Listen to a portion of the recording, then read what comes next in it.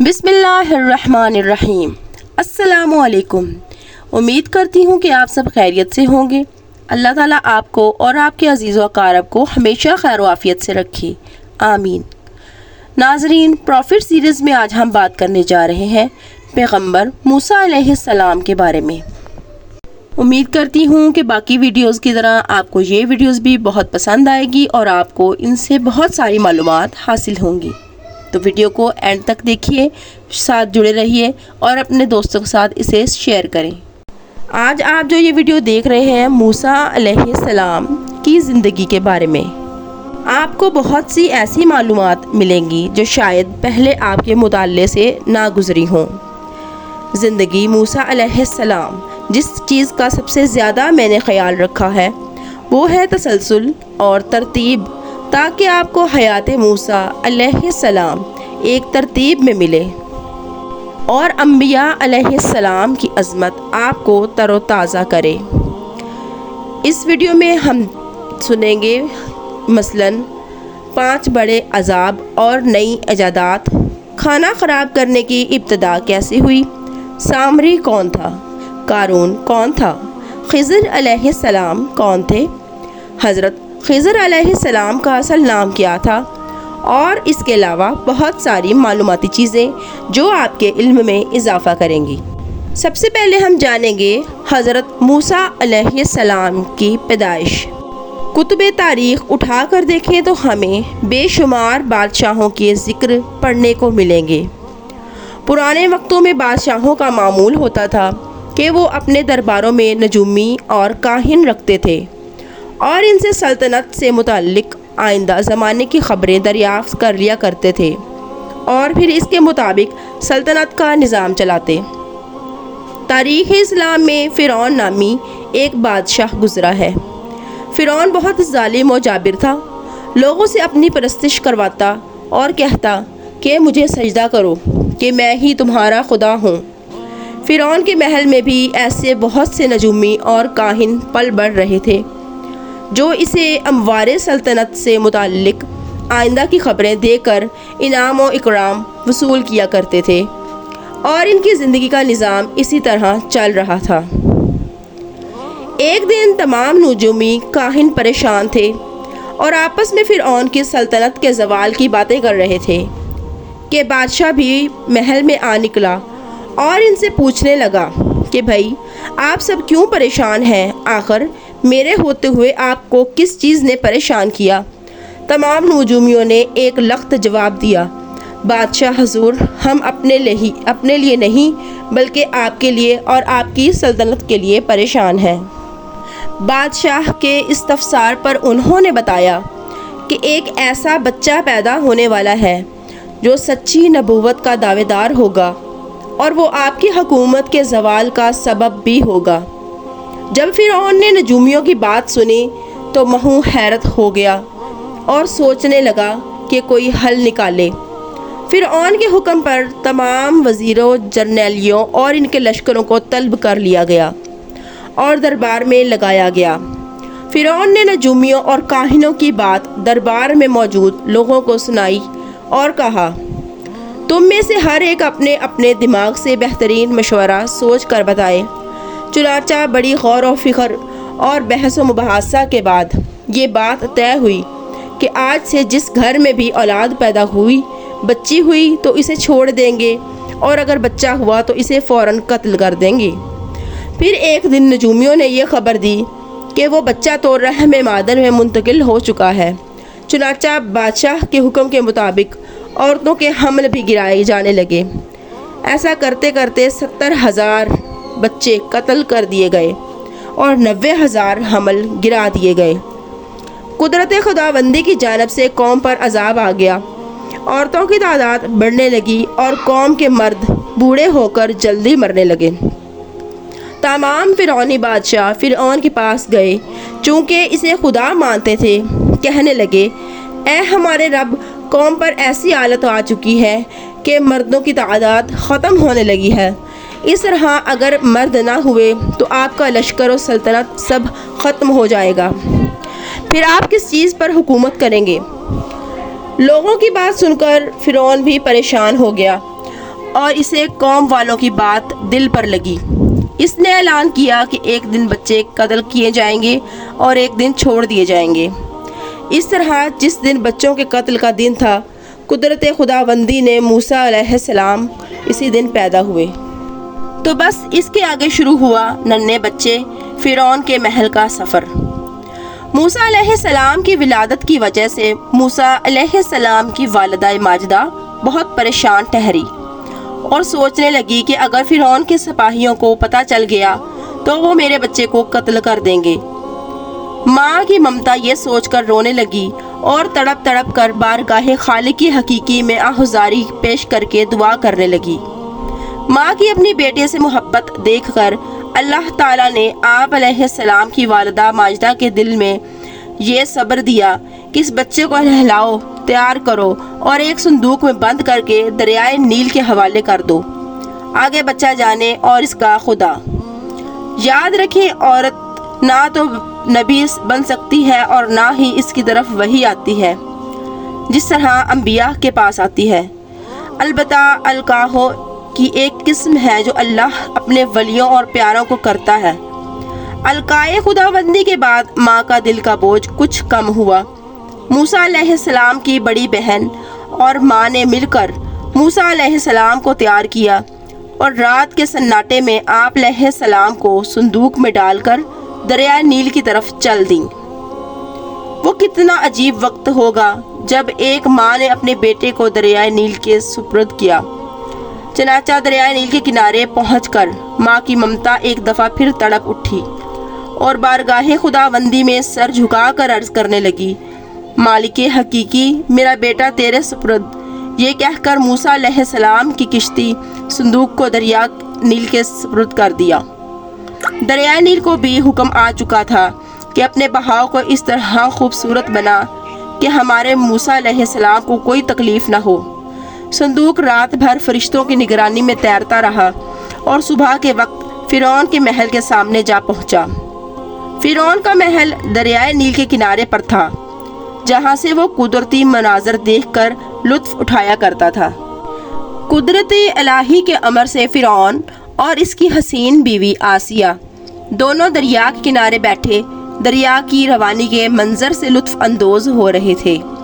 اچانک دونوں کی نظریں صندوق پر پڑی تو فرعون نے اپنے سپاہیوں کو حکم دیا کہ وہ صندوق نکال لو، ممکن ہے اس میں کوئی خزانہ ہو اور وہ ہمارے کام آ جائے۔ سپاہی جلدی سے صندوق نکال کر بادشاہ کے پاس لے آئے۔ فرعون نے صندوق کھولنے کا حکم دیا۔ جیسے ہی صندوق کھولا گیا، دونوں میاں بیوی کی نظر ننھے چاند کے ٹکڑے پر گئی تو آسیہ کا دل مچل گیا۔ چونکہ حکمت الہی کے مطابق اس کی کوئی اولاد نہ تھی، آسیہ نے اپنے شوہر فرعون سے کہا، میں نے آج تک اتنا حسین و جمیل بچہ نہیں دیکھا۔ فرعون نے بھی جب اس کی بات کی تصدیق کی تو آسیہ کہنے لگی، بس میں تو اسے اپنا بیٹا بناؤں گی اور اس کی خوب اچھے انداز میں پرورش کروں گی۔ فرعون پہلے تو ہچکچایا، لیکن اپنی بیوی سے محبت کی وجہ سے فوراً ہاں کر دی۔ اس طرح وہ بچہ جس کے قتل کی خاطر 70,000 بچے قتل کر دیے گئے اور 90,000 حمل گرا دیے گئے، آخر اتنی قربانی کے بعد وہی بچہ فرعون کے محل میں پلنے بڑھنے لگا۔ موسیٰ علیہ السلام نے غیر عورت کا دودھ نہ پیا۔ آسیہ آپ کو پیار کرتے کرتے محل میں لے گئی اور اللہ تعالیٰ نے اس کے دل میں آپ کے لیے گہری محبت پیدا کر دی۔ اس نے بہترین دائیوں کا انتظام کیا تاکہ وہ موسیٰ علیہ السلام کو دودھ پلائیں۔ جب بھی کوئی دائی ایسا کرنا چاہتی تو موسیٰ علیہ السلام منہ پھیر لیتے اور دودھ نہ پیتے۔ موسیٰ علیہ السلام کی حقیقی بہن بھی اس محل میں کسی کام کی غرض سے آئی اور آپ علیہ السلام کی خیریت دریافت کی۔ آپ علیہ السلام کی بہن نے آسیہ کو کہا کہ میں ایک ایسی عورت کو لاتی ہوں جو بہت تجربے کار ہے اور وہ ضرور موسیٰ علیہ السلام کو دودھ پلائے گی۔ چنانچہ آپ علیہ السلام کی بہن محل میں سے خوشی خوشی گھر واپس لوٹی اور ماں کو بھائی کی خیریت اور حکمت الہی سے آگاہ کیا۔ دونوں ماں بیٹی فرعون کے محل کی طرف چل دیں۔ ماں کی ممتا اپنے بیٹے کو دیکھنے کے لیے تڑپ رہی تھی۔ चुनाचा आप अलैहिस्सलाम की हकीकी वालदा ने आसिया की गोद से मूसा अलैहिस्सलाम को अपनी गोद में लिया और प्यार किया। जब आप अलैहिस्सलाम की हकीकी वालदा ने आप अलैहिस्सलाम को दूध पिलाना चाहा तो आप अलैहिस्सलाम ने फ़ौरन दूध पिया। इस तरह हिकमत इलाही के मुताबिक आप अलैहिस्सलाम दूध अपनी हकीकी वालदा का पीते रहे और पले बड़े आसिया की गोद में। आसिया भी आप अलैहिस्सलाम को हकीकी माँ की तरह प्यार करती थी। एक दिन फ़िरौन अपने भरे दरबार में आप अलैहिस्सलाम को गोद में लिए तख्त नशीन था। मलिका आलिया आसिया भी साथ ही तख्त नशीन थी। बादशाह फ़िरौन के पास कोई मुकदमा पेश ना किया गया। जुल्म व जाबिर बादशाह था, इसने होश से काम न लिया और जुल्म का मुजाहिरा करते हुए मुकदमे का गलत फ़ैसला दे दिया। इस वक्त मूसा अलैहिस्सलाम फ़िरऔन की गोद में थे। जैसे ही फ़िरऔन ने गलत फ़ैसला दिया, मूसा अलैहिस्सलाम ने फ़िरऔन के मुंह पर तमाचा मारा और इसकी आवाज़ तमाम महल वालों ने सुनी। फ़िरऔन को नन्हे बच्चे के छोटे हाथ का तमाचा बहुत ज़ोरदार महसूस हुआ तो वो शक में पड़ गया। मुमकिन है यही वो बच्चा हो जिसने मेरी सल्तनत को उजाड़ देना।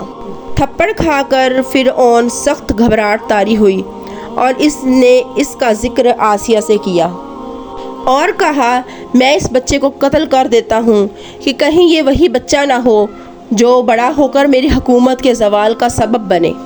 फ़िरऔन की ये बात सुनकर इन्हें महल में मौजूद दो माओं के कलेजे भर आए और दिल टूटने लगे। एक तरफ दो माओं की सच्ची मोहब्बत और ममता थी और दूसरी तरफ जालिम बादशाह था। फैसला होना था, माँ की ममता फ़तह हासिल करना चाहती है या जुल्म का जालिम। आसिया ने फ़ौरन कहा कि फ़िरऔन देखो, तुम्हें मेरे प्यार की कसम, तुम जानते हो कि हमारी औलाद नहीं है। मैं इस बच्चे से बहुत प्यार करती हूँ, इतना कि जितना तुम सोच नहीं सकते। इस बच्चे को कत्ल ना करो, इसके बगैर ज़िंदा नहीं रह सकूँगी। अपनी बीवी के बच्चे के लिए इतनी मोहब्बत देखकर फ़िरऔन का दिल भी नरम पड़ गया। कहने लगा, चलो इसका इम्तिहान लूँगा, अगर ये इम्तिहान में कामयाब हो गया तो ठीक, वरना तुम्हें हर सूरत इसे अपने सीने से जुदा करना पड़ेगा। आसी ने जालिम बादशाह की बात मान ली और खामोश हो गई। चुनाचा फ़िरऔन ने मूसा अलैहिस्सलाम का इम्तिहान लेने की गर्ज से दो सुर्ख रंग के तश्त मंगवाए और हुक्म दिया कि एक तश्त को सुर्ख रंग के हीरों से भर ले आओ और एक तश्त को सुर्ख रंग के दहकते अंगारों से। जब दोनों तश्त बादशाह के हुक्म के मुताबिक दरबार में हाजिर किए गए तो हुक्म दिया गया कि ये दोनों सामने ज़मीन पर रख दो और इसके सामने मूसा अलैहिस्सलाम को छोड़ दो। इधर आसिया का दिल डूबने लगा कि आखिर है तो बच्चा, इसका फ़र्क कैसे मालूम करेंगे कि मेरा बेटा मूसा अलैहिस्सलाम आग के अंगारों में हाथ न जला ले। लेकिन खुदावंदी कुदरत ने इस वक्त भी आइंदा ज़माने को दो अजीम सबक दिखाए। मूसा अलैहिस्सलाम ज़मीन पर चलते चलते तश्तों के करीब पहुंच गए और हीरों के तश्त की तरफ हाथ बढ़ाया।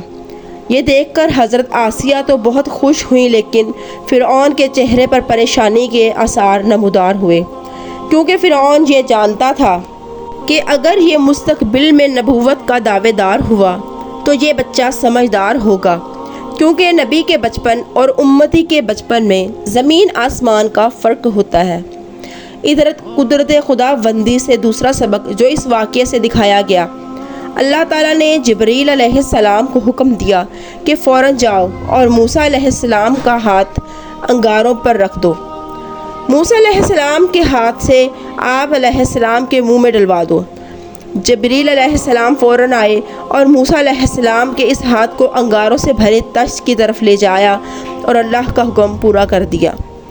अब फ़िरऔन को भी तसल्ली हो गई कि ये बच्चा नबी नहीं है।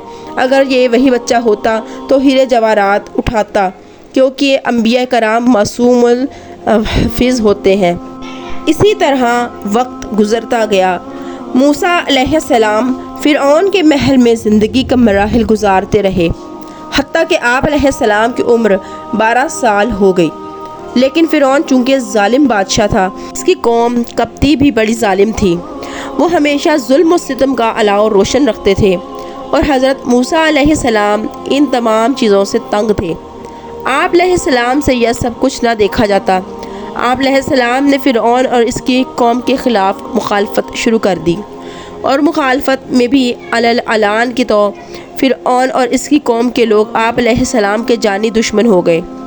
آپ علیہ السلام نے اپنی ماں کی خدمت میں سلام عمر بن کہا اور محل کی عیش و عشرت کو ٹھکرا کر جنگلوں میں چلے گئے اور وہاں ہی کہیں ڈیرا لگا لیا۔ ایک دن دوپہر کے وقت جب تمام کولا کلول کر رہے تھے، حضرت موسیٰ علیہ السلام شہر میں داخل ہوئے تو دیکھا کہ ایک اسرائیلی اور قبطی آپس میں جھگڑ رہے ہیں۔ اسرائیلی نے آپ علیہ السلام کو مدد کے لیے پکارا تو اس نے کہا، آپ علیہ السلام اس قبطی کو مکہ مارا۔ اس وقت آپ علیہ السلام کی عمر بھی کوئی 12 برس تھی۔ مکہ لگنے سے وہ قبطی وہیں مر گیا۔ آپ علیہ السلام نے اسرائیلی کی مدد اس لیے کی کہ اللہ تعالیٰ نے آپ علیہ السلام کو بنی اسرائیل ہی کے لیے پیغمبر بنانا تھا اور ان کی محبت آپ علیہ السلام کے دل میں ڈال دی تھی۔ قبطی کی قتل کی خبر پورے شہر میں آگ کی طرح پھیل گئی۔ پہلے جتنے بھی انبیاء کرام آئے وہ مخصوص قوم اور مخصوص وقت کے لیے نبی بن کر آئے، لیکن نبی آخر زمان حضرت محمد صلی اللہ علیہ وآلہ وسلم تمام کائنات کے لیے اور تمام وقت کے لیے نبی بن کر آئے۔ قبطی کے قتل کی خبر جب فرعون کے دربار میں پہنچی تو فرعون نے حکم دیا کہ موسیٰ علیہ السلام کو پکڑ لاؤ اور گواہوں کو بھی، تاکہ کوئی مناسب فیصلہ کر سکے۔ ادھر موسیٰ علیہ السلام پریشان تھے کہ نہ جانے قبطی والے واقعے کیا نتیجہ ہوگا۔ فرعون کے سپاہی آپ علیہ السلام کو دن رات تلاش کرتے رہے، لیکن آپ علیہ السلام نہیں ملے۔ ایک دن اس واقعہ سے متعلق معلومات کے لیے آپ علیہ السلام دوپہر کو اپنے شہر میں داخل ہوئے تو آپ علیہ السلام نے دیکھا کہ وہی اسرائیلی اور ایک قبطی اور جھگڑ رہا ہے، اور اس نے دوبارہ آپ علیہ السلام کو مدد کے لیے پکارا۔ آپ علیہ السلام وہاں تشریف لے گئے تو قبطی نے کہا، اے موسیٰ علیہ السلام، تو مجھے بھی اسی طرح مار ڈالے گا جس طرح تُونے لوگوں میں اصلاح والا گمان ہوا ہے۔ آپ علیہ السلام نے اس اسرائیلی کو ڈانٹا کہ تو ہر روز کسی نہ کسی سے جھگڑ رہا ہوتا ہے۔ ابھی یہ باتیں چل ہی رہی تھی کہ شہر کے کنارے سے ایک نوجوان دوڑتا ہوا آیا اور آپ علیہ السلام کے پاس کہنے لگا کہ موسیٰ علیہ السلام آپ ہجرت کر کے کہیں دور چلے جائیں، فرعون نے آپ علیہ السلام کے قتل کا حکم جاری کر دیا ہے۔ حضرت موسیٰ علیہ السلام نے اس لڑکے کی بات سنی تو پریشان ہو گئے۔ یہ لڑکا آپ علیہ السلام کے چچا کا بیٹا تھا اور اس کا نام شمون تھا۔ کہا جاتا ہے یہ موسیٰ علیہ السلام پر ایمان لے آیا تھا اور آپ علیہ السلام کا بڑا خیر خواہ تھا۔ حضرت موسیٰ علیہ السلام شہر سے نکلے اور واپس جنگل میں اپنے ٹھکانے پر چلے گئے۔ وہاں جا کر آپ علیہ السلام نے یہ دعا مانگی، اے میرے رب کریم، مجھے ظالموں سے بچا لے۔ اور پھر آپ علیہ السلام نے مدین کی طرف ہجرت کی اور مدین چلے گئے۔ حضرت موسیٰ علیہ السلام ہجرت کر کے مدین چلے گئے اور آپ علیہ السلام پانی کے ایک کنویں پر تشریف لے گئے تاکہ پانی وغیرہ پی کر اپنی تھکاوٹ دور کریں۔ آپ علیہ السلام نے دیکھا کہ کنویں کے پاس 2 بچیاں کھڑی لوگوں کو بڑے معصومانہ انداز میں دیکھ رہی ہیں۔ آپ علیہ السلام نے بچیوں سے اس طرح کھڑے ہونے کی وجہ پوچھی تو انہوں نے کہا کہ ہمارے ساتھ کوئی مرد نہیں جو ہمیں پانی پلائے اور ہماری مشق بھر دے۔ ہم ہجوم کے ختم ہونے کا انتظار کر رہی ہیں۔ حضرت موسیٰ علیہ السلام آگے بڑھے اور کنویں سے ڈول پانی نکال کر ان کی مشق بھی بھری اور انہیں پانی بھی پلایا۔ پھر آپ علیہ السلام ایک چشمے کی طرف بڑھے تاکہ وہاں اپنے چہرے اور سر مبارک کو دھو کر سفر کی تھکاوٹ کو اتار لیں۔ آپ علیہ السلام نے وہاں بھی ان بچیوں کو دیکھا کہ وہ پہلے طرح کھڑی ہیں۔ آپ علیہ السلام نے ان سے پوچھا تو کہنے لگی، یہاں ہم اپنی بکریوں کے ریوڑ کو پانی پلانے آئی ہیں اور ہجوم بہت ہے، جب ہجوم کم ہوگا تو ہم اپنے ریوڑ کو پانی پلا لیں گی۔ آپ علیہ السلام نے سوچا اس طرح تو ان بچیوں کو رات یہیں پڑ جائے گی۔ آپ علیہ السلام نے آگے بڑھ کر ان بچیوں کے ریوڑ کو پانی پلایا اور گھر کی طرف روانہ کر دیا۔ بچیاں آپ علیہ السلام کے حسن سلوک سے بہت متاثر ہوئیں۔ دونوں بیٹیاں حضرت شعیب علیہ السلام کی بیٹیاں تھیں اور حضرت شعیب علیہ السلام بوڑھے ہو چکے تھے، اس وجہ سے وہ سارے کام دونوں خود کرتی تھی۔ جب روزانہ کے معمول سے پہلے ہی گھر آ گئیں تو والد گرامی نے پوچھا، آج کیا معاملہ ہے؟ خوش بھی ہو اور شام سے پہلے ہی لوٹ آئی ہو؟ دونوں نے کہا، ابا جان، شعیب علیہ السلام کی بارگاہ میں عرض کیا، ابا جان، آج ایک بہت ہی نیک نوجوان نے ہماری مدد کی، ہماری مشق بھی اس نے بھری اور ریوڑ کو پانی بھی پلا دیا، اسی لیے ہم جلدی واپس لوٹ آئیں۔ حضرت شعیب علیہ السلام بھی اللہ کے پیغمبر تھے۔ آپ علیہ السلام نے نگاہ نبوت سے موسیٰ علیہ السلام کی حقیقت کو بھانپ لیا اور اپنی بیٹیوں کو حکم دیا کہ جاؤ اور اس نوجوان کو بلا لاؤ۔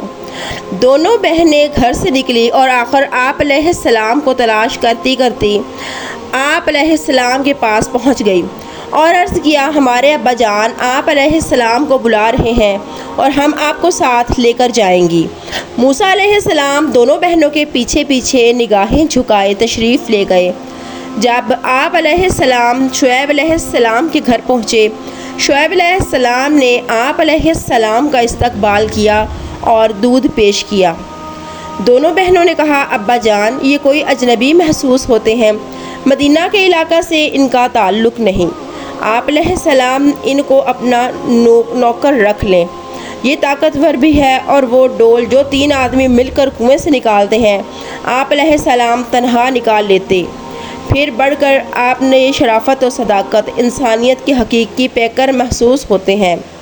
حضرت شعیب علیہ السلام نے آپ علیہ السلام سے کہا، اگر آپ 8-10 سال تک یہاں رہ کر میری خدمت کرو تو میں تمہیں مال و متاع بھی دوں گا اور اپنی ایک بیٹی بھی تیرے نکاح میں دوں گا۔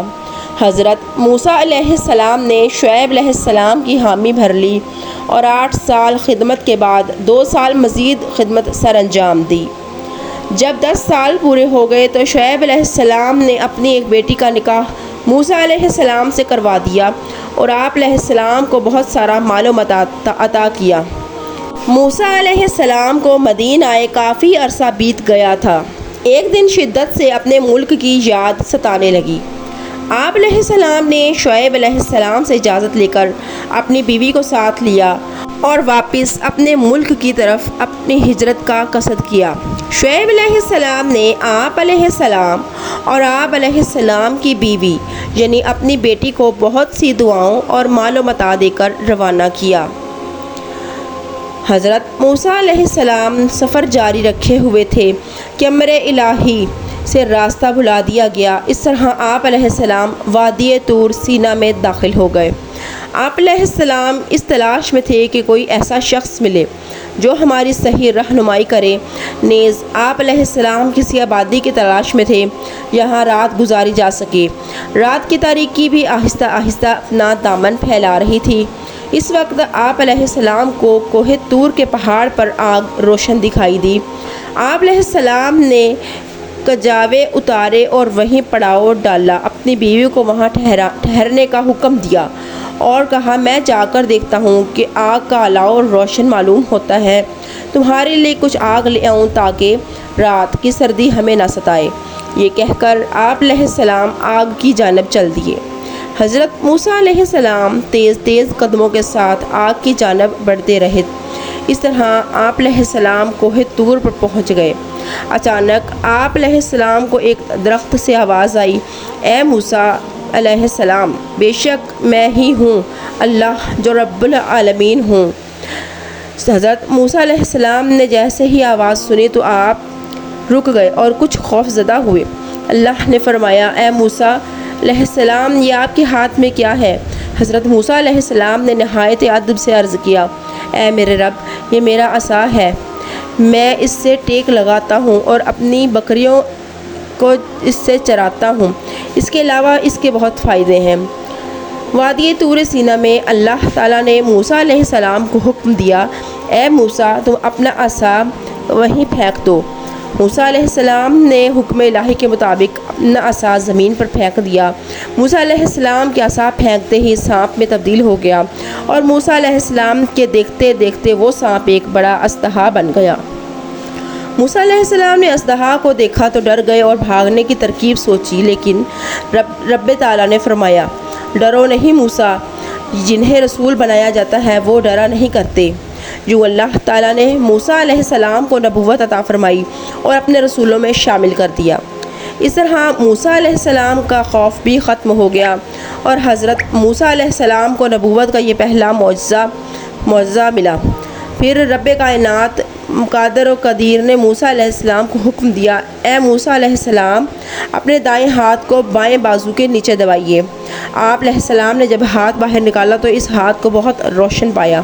اس طرح موسیٰ علیہ السلام کو اللہ تعالیٰ کی طرف سے دوسرے معجزے کی عطا ہوئی۔ حکم دیا گیا کہ ان معجزات کے ساتھ فرعون کے دربار میں جاؤ اور اسے حق کی دعوت دو۔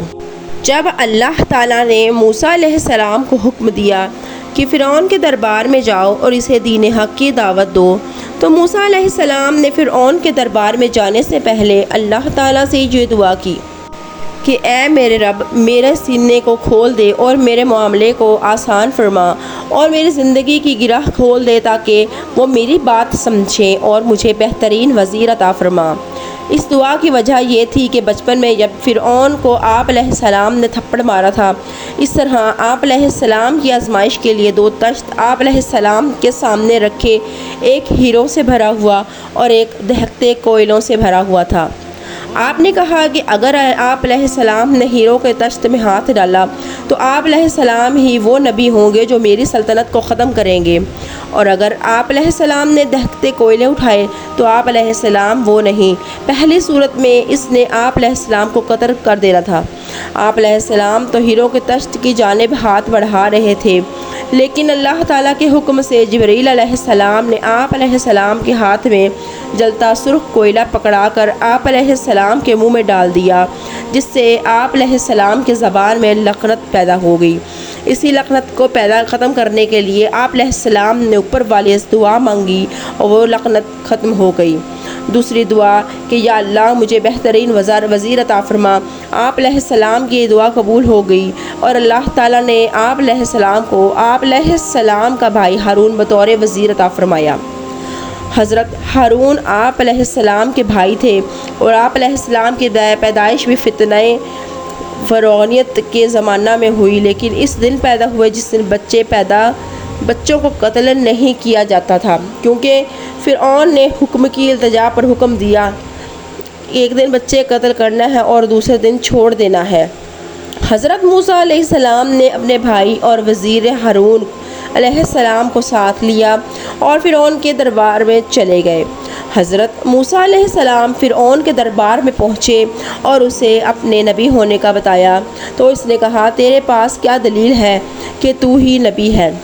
تو حضرت موسیٰ علیہ السلام نے دونوں معجزات دکھائے، لیکن فرعون کی عقل پر پردہ تھا، اسے کچھ سمجھ نہ آیا۔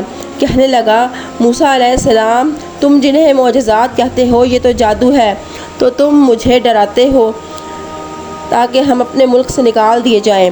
فرعون نے یہ سوچا یہ تو جادو ہے اور جادو کا توڑ تو جادو سے ہی کیا جائے، سو اس نے موسیٰ علیہ السلام کو کہا کہ تم اپنے جادو کا ہم سے مقابلہ کرو، اور یہ مقابلہ ایک مقرر دن میں محل کے سامنے کھلے میدان میں ہوگا، جیسے تمام لوگ دیکھیں گے، اور یہ مقابلہ جیتے گا بھی وہی جو سچا ہوگا، اور اس ملک میں اسی کے دین کا سکہ رائج ہوگا۔ موسیٰ علیہ السلام نے فرعون کی اس دعوت کو قبول کر لیا تاکہ اس کا گھمنڈ اور تکبر توڑا جائے۔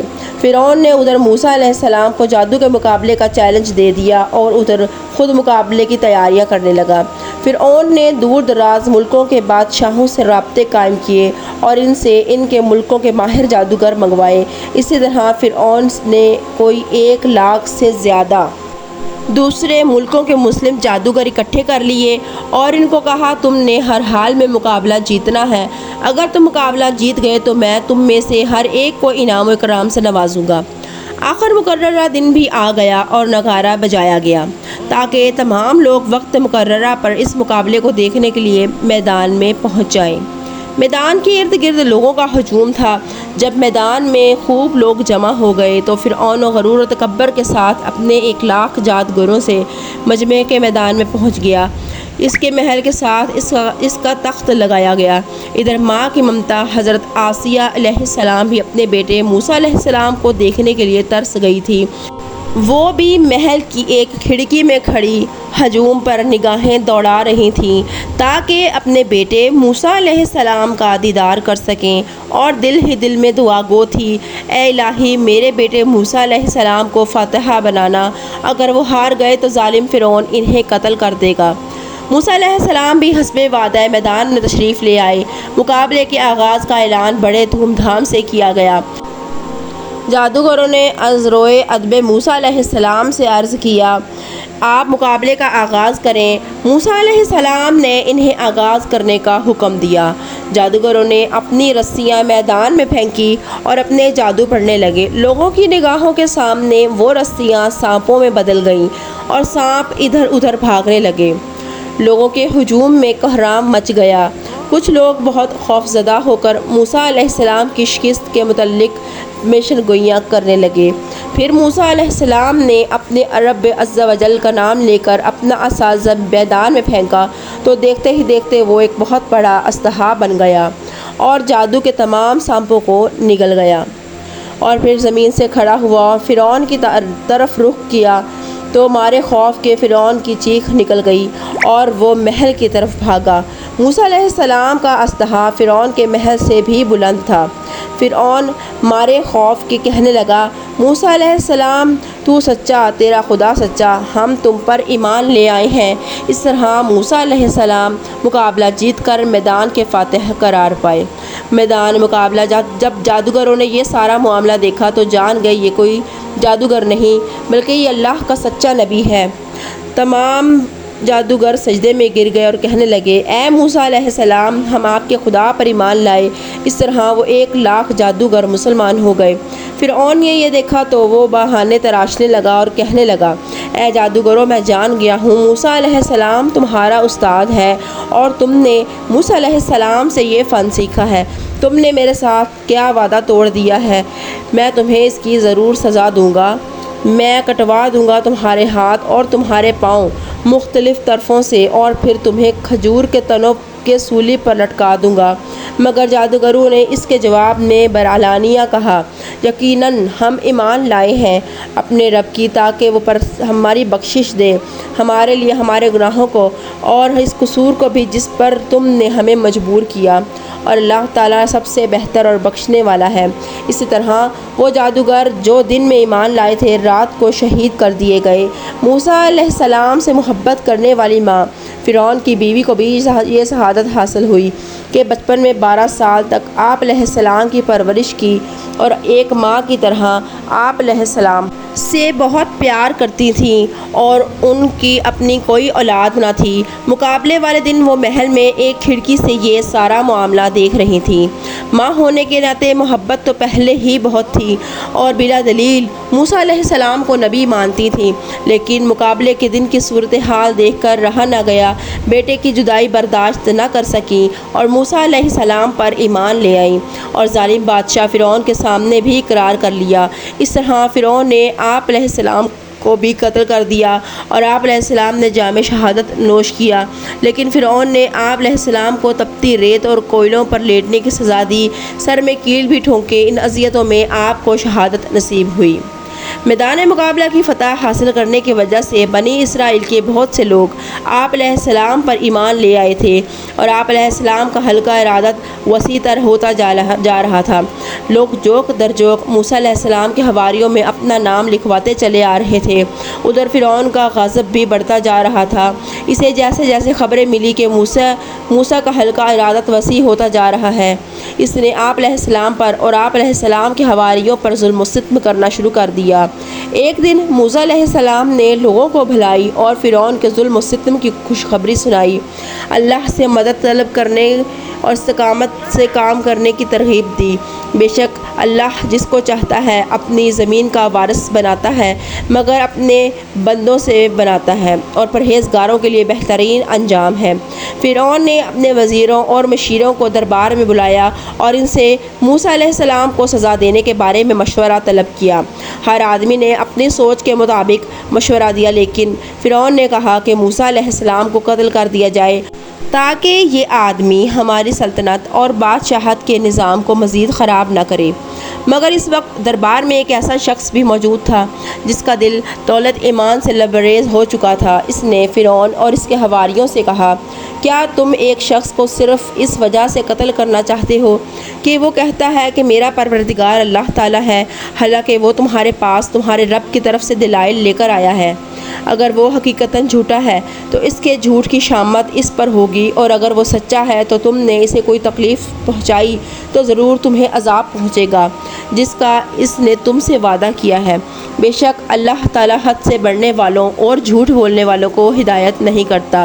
فرعون اور اس کے وزیر مشیر اتنی نشانیوں کے باوجود عقل کے اندھے رہے اور انہوں نے آپ علیہ السلام کو قتل کرنے کا پورا منصوبہ تیار کر لیا، اور اس نیک شخص کی بھی ایک بات نہ سنی۔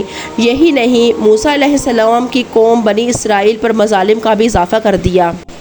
ادھر فرعون کے محل میں بڑی رازداری سے موسیٰ علیہ السلام کے قتل کی سازش طے ہوئی اور بنی اسرائیل پر ظلم و ستم کی مشق تیز کر دی گئی۔ ادھر موسیٰ علیہ السلام نے رب کے حکم کے مطابق دعا کے لیے ہاتھ اٹھا دیے اور اس طرح دعا مانگی، اے میرے رب، فرعون نے زمین میں بہت سی سرکش ہو گیا ہے اور اس کی قوم نے عہد شکنی کی ہے، لہٰذا تو انہیں ایسے عذابوں میں گرفتار فرما لے جو ان کی سزا کے لیے کافی ہوں اور میری قوم اور بعد والوں کے لیے عبرت ہوں۔ موسیٰ علیہ السلام نے دعا ختم کی۔ ادھر تقدیرات الہیہ نے فرعون اور اس کی قوم پر 5 بڑے عذاب بھیجنے کا فیصلہ فرما دیا۔ موسیٰ علیہ السلام کے اعلان کرنے کے بعد بھی اللہ تعالیٰ کی طرف سے فرعون اور اس کے حواریوں پر طوفان کا عذاب آیا۔ پہلے تو تیز آندھی مسلسل چلی اور ہر چیز کو الٹ پلٹ کر رکھ دیا کہ دن کی روشنی میں آسمان ایسے جیسے سیاہ رنگ بادل چھائے ہوں کہ دن بھی رات کا منظر پیش کر رہا۔ اس کے بعد بارش کا طوفان آیا اور ہر طرف پانی ہی پانی ہو گیا، حتیٰ کہ فرعونیوں کے گھروں میں پانی داخل ہو گیا۔ مسلسل طوفانی بادلوں نے زمین پر اتنا پانی برسایا کہ پانی اونچا ہوتے ہوتے فرعونیوں کے گلوں تک آ گیا۔ انہیں اپنے تمام کام کھڑے ہو کر سر انجام دینے پڑتے، اور اگر کوئی بیٹھنے لگتا تو وہ پانی میں ڈوب کر مرنے والا ہو جاتا۔ جبکہ بنی اسرائیل کے وہ گھر جو فرعونیوں کے گھروں کے ساتھ واقع تھے، وہ موسیٰ علیہ السلام کی سچی نبوت کی واضح دلیل تھے۔ اتنا زیادہ پانی ہونے کے باوجود ان کے گھروں میں پانی کی ایک بوند بھی داخل نہ ہوئی اور وہ پرسکون تھے۔ فرعونی موت کو سامنے دیکھ کر ڈرنے لگے اور اکٹھے ہو کر موسیٰ علیہ السلام کے پاس گئے، عرض کرنے لگے، اے موسیٰ علیہ السلام، آپ علیہ السلام اپنی قوم بنی اسرائیل کو اپنے ساتھ رکھیں۔ ہمارا وعدہ ہے نہ تو ہم آپ علیہ السلام کو تنگ کریں گے، نہ ہی آپ علیہ السلام کی قوم بنی اسرائیل کو تنگ کریں گے۔ آپ علیہ السلام اپنے خدا سے ہمارے لیے معافی طلب کریں۔ چنانچہ موسیٰ علیہ السلام نے اپنے رب کریم کی بارگاہ میں دعا کی تو ایک ہفتے سے ہونے والی مسلسل بارش ختم ہو گئی۔ پھر زمین میں ایسی ہریالی اور سرسبزی و شادابی پیدا ہوئی کہ اس سے پہلے کسی نے زمین پر ایسی خوشحالی نہ پائی تھی۔ کھیتیاں بہت ہی سرسبز تھی، اناج غلوں میں اضافہ ہو چکا تھا۔ اس کے علاوہ موسیٰ علیہ السلام کی دعا کی وجہ سے ان سب کو بے شمار نعمتیں ملیں۔ طوفان کے بعد ہریالی شادابی دیکھ کر بجائے اللہ کا شکر ادا کرنے کے وہ کہنے لگے، موسیٰ علیہ السلام، تم ویسے ہی عذاب کا دعویٰ کر رہے تھے، اگر یہ عذاب ہوتا تو یہ ہریالی اور شادابی نہ ہوتی۔ یہ طوفان تو ہمارے لیے رحمت بن کر آیا ہے۔ انہوں نے دوبارہ ہی سرکشی شروع کر دی اور دوبارہ بنی اسرائیل پر ظلم و ستم کرنے لگے۔ 1 ماہ انہوں نے عیش و عشرت سے گزارا۔ اس کے بعد جب ظلم و ستم کی حدیں عبور ہونے لگیں تو اللہ تعالیٰ نے انہیں پھر سبق سکھانے کے لیے دوسرا ٹڈیوں کا عذاب نازل کیا۔ زمین کے چاروں طرف سے ٹڈیوں کے جھنڈ اڑتے ان پر حملہ کرنے لگے۔ ان کے باغوں، مکانوں کو، یہاں تک کہ مکانوں کی لکڑیوں کو بھی کھانے لگ گئے۔ ٹڈیوں کی اتنی کثرت سے فرعونی تنگ پڑ گئے۔ ٹڈیوں نے بھی حکم الہی کے مطابق انہیں ایسا تنگ کیا کہ وہ اگر سانس لینے یا آہ بھرنے یا بات کرنے کے لیے منہ کھولتے تو ٹڈیاں ان کے منہ میں داخل ہو جاتی۔ کھانا پکانے کے لیے برتن کا ڈھک اٹھاتے تو ٹڈیاں برتنوں میں داخل ہو جاتی۔ آخر تمام فرعون اکٹھے ہو کر موسیٰ علیہ السلام کی خدمت میں حاضر ہوئے اور کہنے لگے، اے موسیٰ علیہ السلام، آپ علیہ السلام اس دفعہ یہ عذاب ہم سے ٹال ڈال دیں، ہم وعدہ کرتے ہیں کہ آئندہ کبھی کوئی برا نہیں کریں گے۔ آئندہ آپ علیہ السلام ہمیں وعدہ شکر نہ پائیں گے۔ چنانچہ موسیٰ علیہ السلام نے اپنے رب کریم عز و جل کی بارگاہ میں درخواست کی اور ان کا عذاب ختم ہو گیا۔ ابھی بمشکل 1 مہینہ گزرا تھا کہ دوبارہ انہوں نے موسیٰ علیہ السلام اور آپ علیہ السلام کی قوم کو تنگ کرنا شروع کر دیا۔ ظلم و ستم کی وہی مشق دہرانے لگے اور اس طرح انہوں نے اپنے وعدہ کی خلاف ورزی بھی کی۔ اللہ تعالیٰ نے پھر سے ان پر عذاب مسلط کیا اور اس مرتبہ جوؤں کا عذاب نازل کیا۔ یہ کیڑے ان کے بستروں میں گھس گئے، ان کے بالوں، داڑھیوں، مونچھوں میں گھس گئے، ان کے جسم پر خارش ہو جاتی، حتیٰ کہ کہا جاتا کہ وہ کنگھے جن کو وہ بالوں میں استعمال کرتے تھے ان سے اپنے جسموں پر خارش کرنے لگے۔ یہ کیڑے بھی ان کے جسموں کو کاٹتے، اناج، غلے، باغات کے پھل ختم ہونے لگے۔ 1 ہفتہ مسلسل اس عذاب میں مبتلا رہے، لیکن پہلے کی طرح جب غرور و تکبر ٹوٹا تو منہ لٹکائے سر جھکائے حضرت موسیٰ علیہ السلام کی بارگاہ میں داخل ہوئے اور عرض کرنے لگے: موسیٰ علیہ السلام، آپ علیہ السلام اور آپ کا خدا سچے ہیں، ہم جھوٹے ہیں، اور اس دفعہ آپ علیہ السلام یہ عذاب ختم کروا دیں اور اب ہم نہیں کچھ بھی کریں گے۔ بس موسیٰ علیہ السلام کی دعا کرنے کی دیر تھی کہ عذاب بھی ان سے رک گیا۔ 1 ماہ کے مسلسل سکون کے بعد فرعونیوں نے اپنی پرانی گندی عادات پھر سے ظاہر کرنا شروع کر دیں اور بنی اسرائیل اور موسیٰ علیہ السلام کو تنگ کرنا شروع کر دیا۔ اللہ تعالیٰ نے پھر سے ان کم بخت قوم پر عذاب مسلط کر دیا۔ اس مرتبہ مینڈکوں کا عذاب نازل کیا گیا۔ زمین پر ہر طرف مینڈک ہی مینڈک نظر آنے لگے۔ پاؤں رکھنے تک کی جگہ نہ ملے، ان برتنوں میں مینڈک چھلانگیں لگاتے، پھر کھانے کو کچھ نہ ملے، اگر کچھ ملے تو وہاں سے پہلے ہی مینڈک تشریف فرما نظر آتے۔ اس دفعہ تو عقل کے اندھوں کو ایک بڑا سبق ملا، لیکن جب دل کی بصیرت کام نہ آئے تو انسان کی آنکھیں 2 گنا روشن ہی کیوں نہ صحیح کچھ فائدہ نہیں دیتی۔ آخر 1 ہفتہ مسلسل عذاب میں مبتلا رہنے کے بعد ایمان لانے کے روتے ہوئے گڑاتے ہوئے موسیٰ علیہ السلام کی بارگاہ میں پہنچے اور عرض کیا: اے موسیٰ علیہ السلام، ہم غلط ہیں، ہم وعدہ شکن ہیں، ہم اپنی غلطیوں کو تسلیم کرتے ہیں اور تو بھی رب کریم ہے، تیرا رب بھی کریم ہے۔ برائے مہربانی اس دفعہ یہ عذاب ہم پر سے ختم کر دو، ہم وعدہ کرتے ہیں کہ آئندہ کبھی ایسا نہ کریں گے۔ موسیٰ علیہ السلام نے اپنے رب کریم سے دعا مانگی اور ان پر سے عذاب ڈال دیا، لیکن بجائے ہدایت عبرت حاصل کرنے کے 1 ماہ گزر جانے کے بعد انہوں نے پھر سے اپنی حرکات شروع کر دی اور پھر سے بنی اسرائیل کو تنگ کرنے لگے۔ ایک دن امر الہی سے اچانک ان کے کنوؤں، نہروں، دریاؤں، حتیٰ کہ گھر میں موجود برتنوں میں پڑے پانی بھی خون میں تبدیل ہو گئے۔ یہ عذاب تو سب سے عجیب اور شدید قسم کا عذاب تھا۔ تمام قوم اکٹھی ہو کر اپنے بادشاہ فرعون کے پاس گئی اور فرعون سے فریاد کی کہ تو خدائی کا دعویٰ کرتا ہے، چل ہماری اس مصیبت کو ختم کر، اب ہم موسیٰ علیہ السلام کے پاس نہیں جائیں گے۔ اگر تو سچا ہے تو اس عذاب کو ختم کر جو موسیٰ علیہ السلام کے خدا نے بھیجا ہے۔ حقیقت تو یہ تھی کہ فرعون پر کئی دفعہ موسیٰ علیہ السلام کی سچی نبوت نمایاں ہو چکی تھی اور اسے تو موسیٰ علیہ السلام کی سچی نبوت پر یقین بھی آ چکا تھا، لیکن کم بخت کرتا تھا کیا اگر موسیٰ علیہ السلام پر ایمان لاتا تو اپنی بادشاہت سے ہاتھ دھونے پڑتے، اپنی خدائی کے دعوے پر جھوٹا پڑتا اور عزت ختم ہو جاتی۔ قوم کی بات سن کر فرعون اس حقیقت کی وجہ سے بہانے تراشنے لگا اور کہنے لگا: موسیٰ علیہ السلام تو بہت بڑا جادوگر ہے، یہ اس کی نظر بندی ہے۔ قوم نے کہا کہ بادشاہ یہ کیسی نظر بندی ہے؟ کہاں کی نظر بندی ہے؟ ہمارے تو گھروں کے برتنوں میں جو پانی پڑا تھا وہ بھی خون میں تبدیل ہو چکا ہے۔ فرعون نے کہا: تم اس طرح کرو، جس برتن سے مسلمان پانی نکالتے ہیں اسی برتن سے پانی نکالو، جس کنویں سے وہ پانی نکالتے ہیں اسی کنویں سے پانی نکالو۔ فرعون اپنی جانب سے یہ بھی سوچ رہا تھا کہ اب مسلمان موسیٰ علیہ السلام کے ماننے والے بنی اسرائیل تنگ پڑیں گے اور اس طرح میری بادشاہت بھی برقرار رہے گی۔ خداوند کا کچھ کرنا ایسا ہوا کہ جب قوم والوں نے ایسا کیا تو کنواں بھی وہی ہوتا اور برتن بھی وہی، لیکن موسیٰ علیہ السلام کے ماننے والے پانی نکالتے تو صاف و شفاف پانی ہوتا، لیکن جب وہ پانی نکالتے تو پانی کی جگہ خون آتا۔ حتیٰ کہ جب انہیں پینے کے لیے پانی میسر نہ آیا تو فرعونیوں کو مجبوراً گھاس اور درختوں کے پتے، جڑیں وغیرہ کھانا پڑیں۔ جب وہ گھاس اور پتے وغیرہ کھاتے تو ان کے منہ میں جا کر وہ خون بن جاتے۔ اب تو عذاب کی شدت اور حق کی حقیقت آفتاب نصف کر چکی تھی۔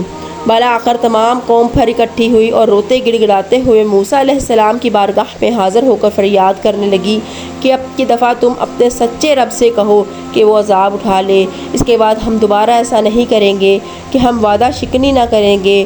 چنانچہ موسیٰ علیہ السلام نے پھر دعا کی۔ آپ علیہ السلام کے قادر و قدیر رب نے آپ علیہ السلام کی دعا قبول فرمائی۔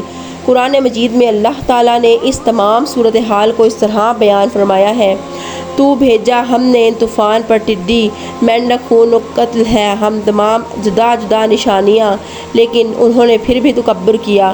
وہ مجرم قوم تھی اور ان پر عذاب پڑتا کہتے: اے موسیٰ، تم ہمارے لیے اپنے رب سے دعا کرو اس عہد کے سبب جو اس کا تمہارے پاس ہے، بے شک اگر تم ہم پر عذاب ہٹا دو گے تو ہم ضرور تم پر ایمان لے آئیں گے اور بنی اسرائیل کو تمہارے ساتھ کر دیں گے۔ پھر جب ہم ان سے عذاب اٹھا لیتے تو ایک مدت کے لیے جس سے انہیں پہنچنا تھا، جب ہی وہ پھر جاتے تو ہم نے ان سے بدلہ لیا اور انہیں دریا میں ڈبو دیا، اس لیے کہ ہماری آیتیں جھٹلاتے اور ان سے بے خبر تھے۔